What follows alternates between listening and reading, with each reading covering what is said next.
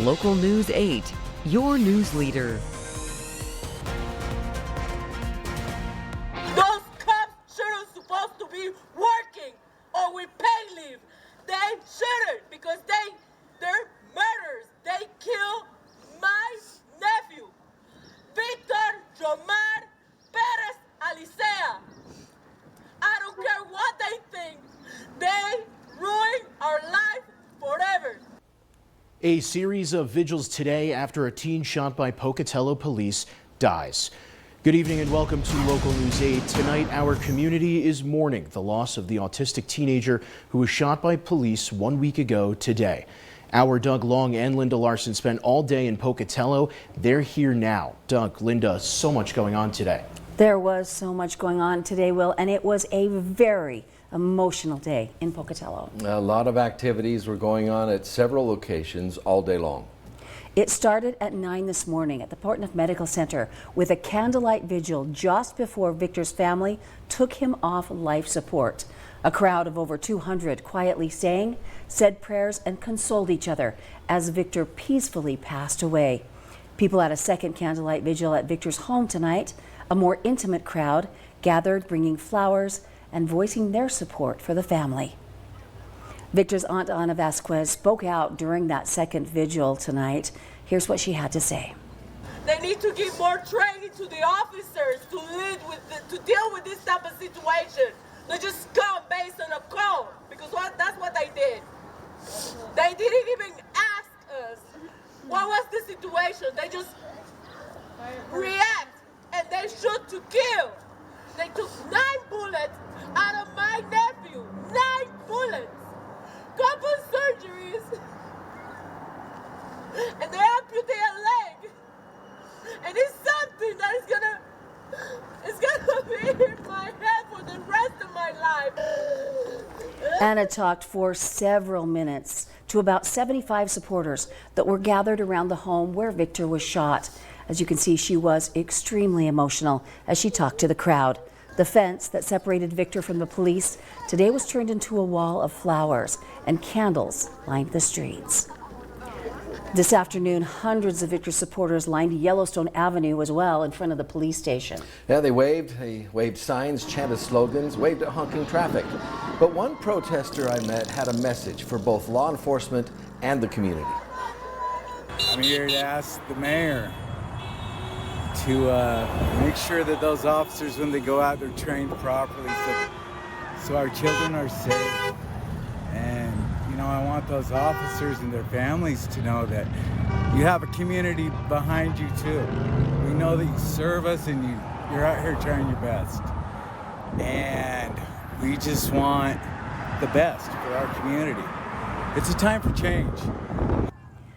As we were covering the protest, people started noticing and pointing to 2 figures on top of one of the buildings. Now, the building was adjacent to the city hall and the police station, and there, several individuals could be seen on top of the roof holding what appeared to be a long gun.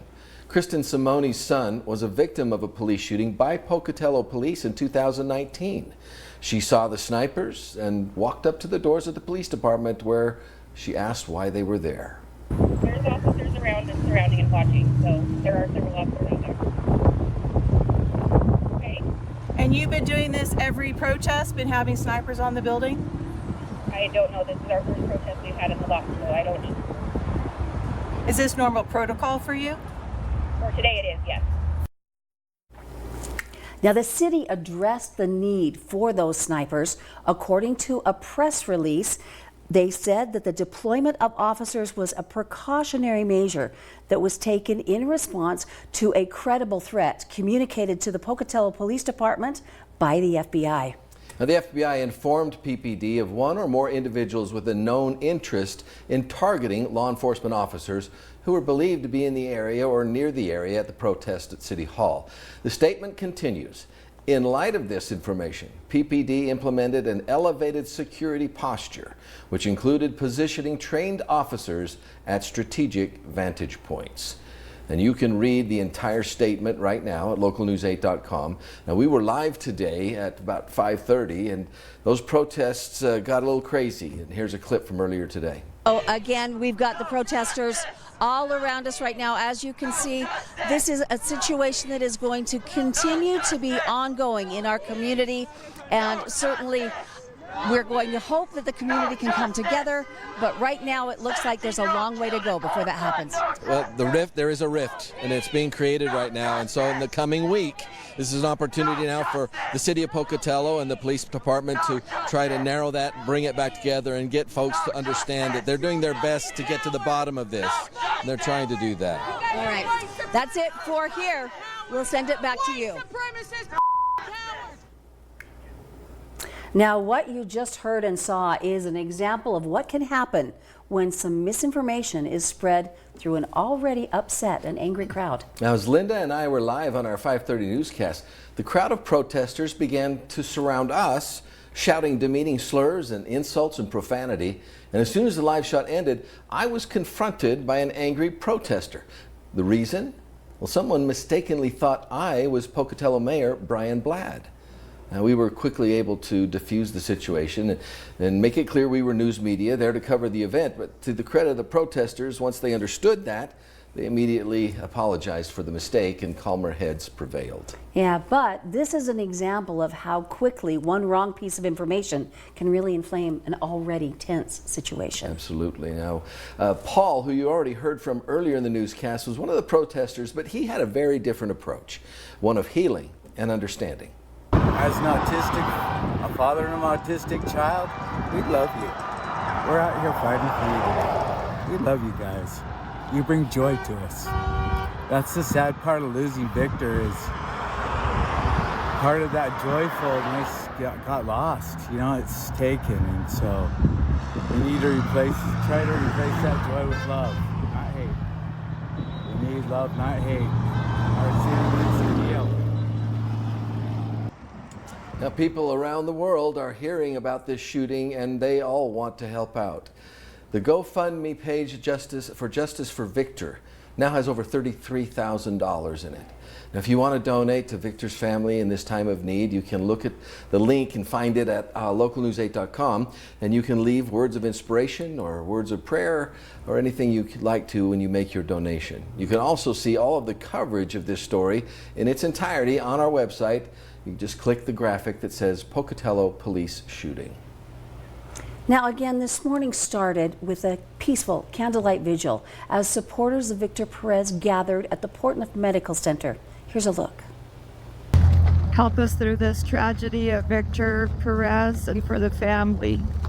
Only your grace, only your love, and your omnipotent presence and your mercy can withstand the sorrow that those families are facing right now as they gather together at Portneuf Medical Center. I'm here to support my son, who is autistic. He's on the spectrum, and this really touched him in a way that the good part of it is that now he wants to be part of positive change. It's just sad that we have this tragedy that has to trigger that change. Folks need to learn more about it and with what they have. That way they can communicate with them more and be able to help process what they're going through and how to help them. Because if they don't, then something like this could possibly happen again somewhere.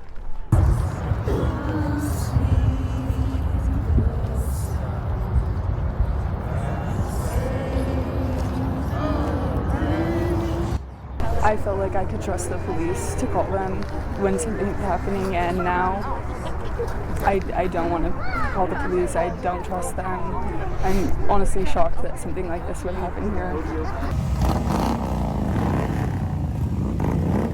In our small town where we have always felt so safe, we've born and raised here, it's never felt this way before. It's a very brand new feeling, like you see it on the news and in other places, but just not here.